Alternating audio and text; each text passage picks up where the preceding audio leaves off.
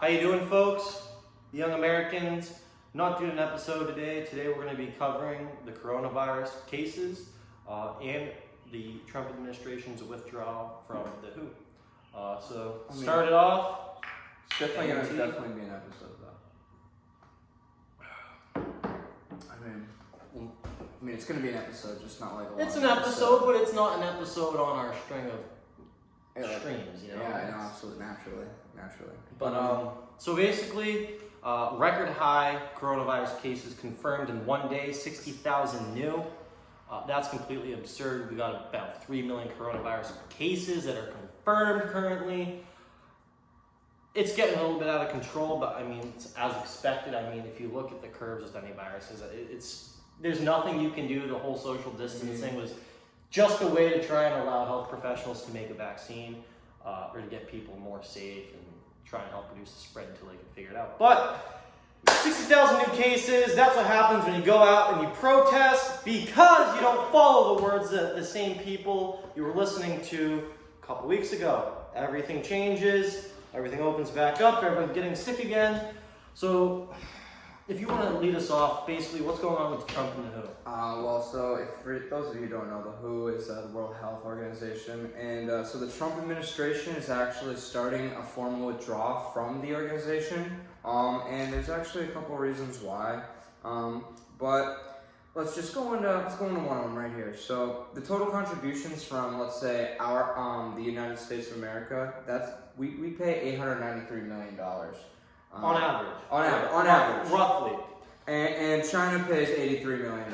And So this basically just brings us to the point where Trump was sick and tired of how the WHO responded to this virus in terms of taking care of the United States. In the aid the aid they produced. So last month in May, Trump announced that for the first time he was thinking or eyeballing a withdrawal from the WHO. And basically, he requested ventilators, masks, supplies for medical professionals, and they did absolutely nothing to aid and help fulfill that. So basically, Trump's sitting here thinking, why are we putting close to $1 billion worth of taxpayers' money if they're not going to get anything out of it? And these are the same people who say, oh, everyone needs to go out and wear a mask, everyone go stay safe. Then they come out months later and now they're saying, don't wear a mask unless you're treating someone with COVID, or don't wear a mask unless you're in a large group, a large contained space. Exactly. I mean, at the beginning, people are scared and they're wearing masks, walking their dogs down the street. You're not at risk. I mean, I saw this video. I think it was on the website where it was from the Wall Street Journal, I believe. Yeah. So basically, it was showing the risks associated on how you can get COVID and what's the most risky activities. You have going to the grocery store, you have playing tennis, you have playing golf.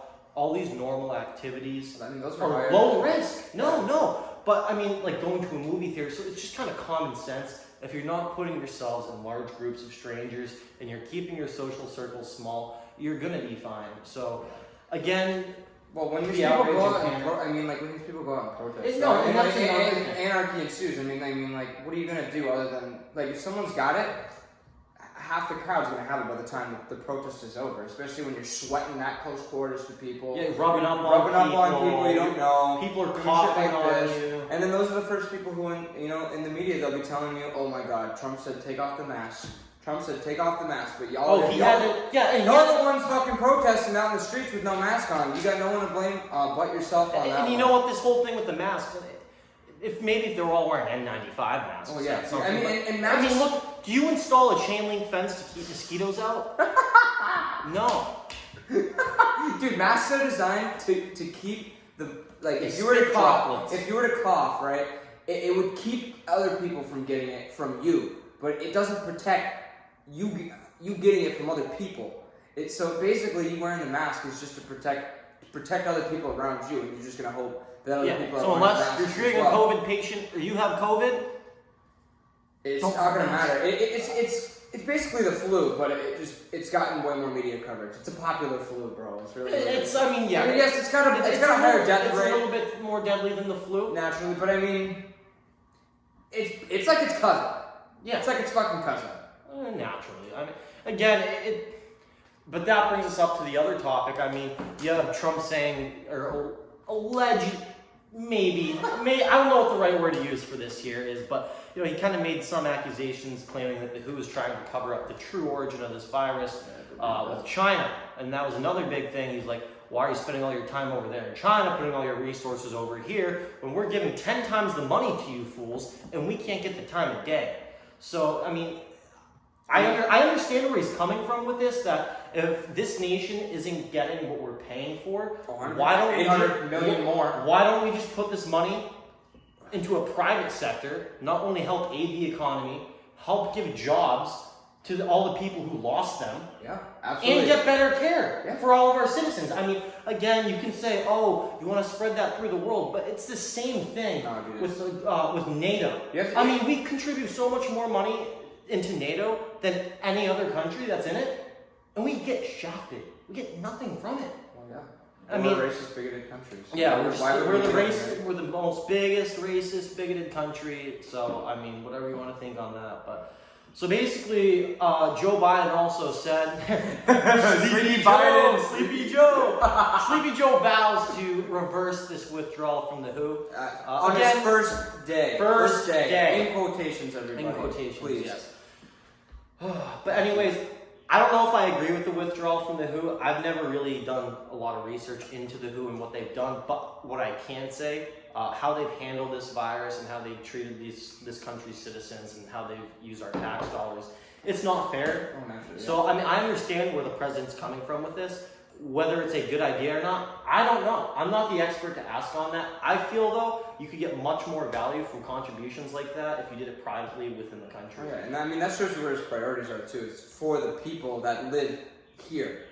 Take care of us first. And that's how it should be. Take care of everyone else. You can as long as we're doing all right, then we can focus on other people. But when we're doing this and we're in the middle of a pandemic, I mean, I see no reason for him to, be like, all right, let's bring it back a little bit. Yeah. Let's bring it back a little bit.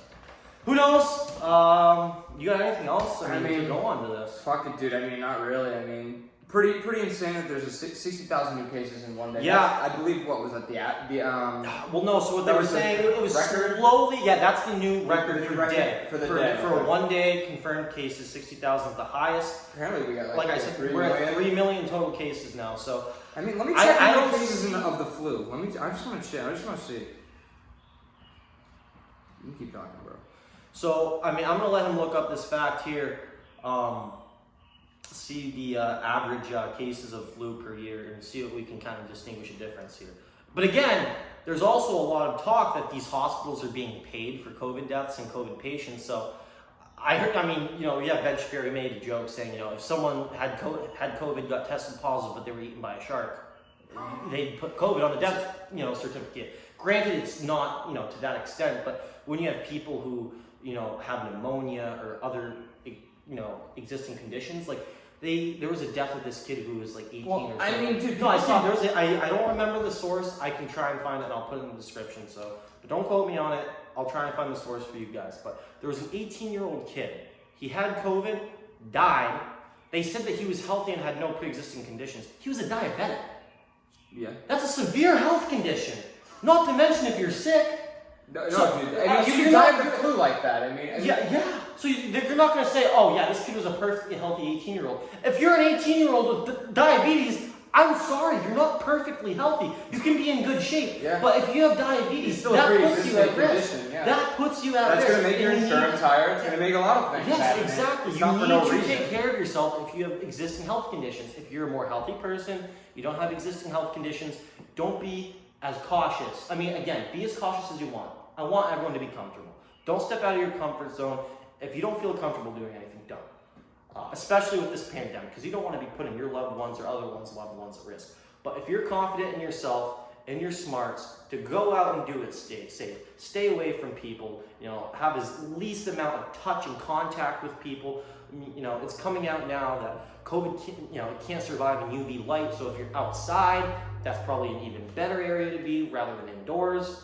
Okay. So what about these average flus? All right, so for the flu, in the U.S. alone, nearly 20% of our population is affected on a year-to-year basis. On average, 25 to 50 million flu cases a year, 225,000 hospitalizations a year, and ultimately more than 20,000 deaths occur every year. So with that said, COVID is it's pretty similar, but it is a lot more deadly.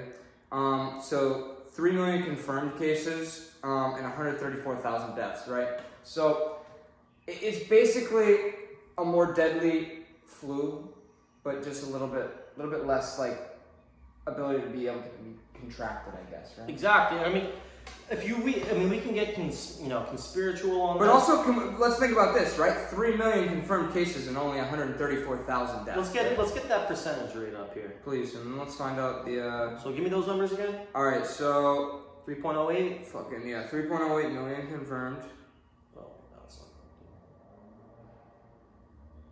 and then 134,000 deaths.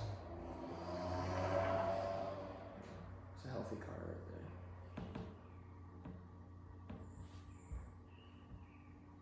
there. Dead air. All right, so it's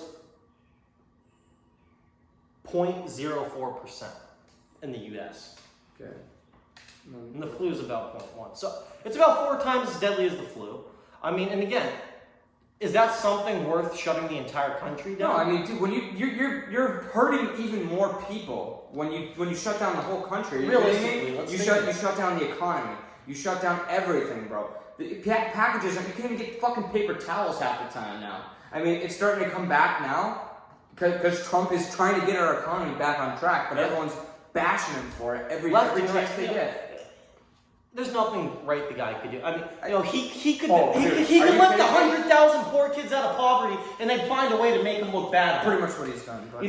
It's absolutely disgraceful. No, dude, you think about what he's gone through over the last 4 years, let alone if you like him or don't like him. It takes a special person to be able to take that abuse. 3 years of the biggest hoax in government history with this Russian shit. Then he's running a campaign for his presidency on top of that, again, for this year. And during a pandemic, mass protests everywhere, and being called a bigot and racist on every single massive news station. No news network can cover him correctly. Everyone is just out to push an agenda. It's absurd. It's absurd. It takes a special kind of man to do that. And I mean, even if you don't like him, you have to admire that he cares about the American people that much that he would stay in that position. And he's the first president. He's the first president. Anyone who thinks about that, they're going to say he did it for himself. But think about it. No, think about this, right? He's the first president who's donated his presidential salary to the vets. To the vets. Never claimed a penny of it. Nobody's ever done that. And y'all are going to say, oh, he's for the money. Oh, he's only doing it for the money. Yeah, well, okay. Name another politician whose net worth has decreased by close to half now. No one. Upsetting. How much is Obama worth after he became president? He's a significant amount. The Bushes, a significant. I mean, yeah, the Bushes always had money in oil, but look at them. The Clintons. Where's Jeb at, though? I mean, dude, you go back along this line of every single president where they were at before in terms of wealth and notoriety, and you look at Donald Trump. He went from a businessman, he had very good relationships with a lot of these people. All these Democrats. A lot of these celebrities, too. And all these celebrity apprentices. Exactly. And you know what? Maybe they were saying, oh, yeah, it was just a fake thing, this, that. Like, are you just in the wrong for pretending like that? If you knew that this guy was doing all these things that you despise about him, why are you saying good things about him then? And all of a sudden, now when it's not benefiting you and he's not helping you with your business ventures, he's not making real estate for you, he's not helping with your business, now he's the bad guy. Because he wanted to take a step away from that, and he saw that there were very, very, very bad changes going on in this country in terms of our political structure, trying to go more towards a democratic socialist nation, which democratic socialism, there's no democratic socialism. It's socialism. Bernie's running on democratic socialism, it's just socialism. It is just socialism, guys.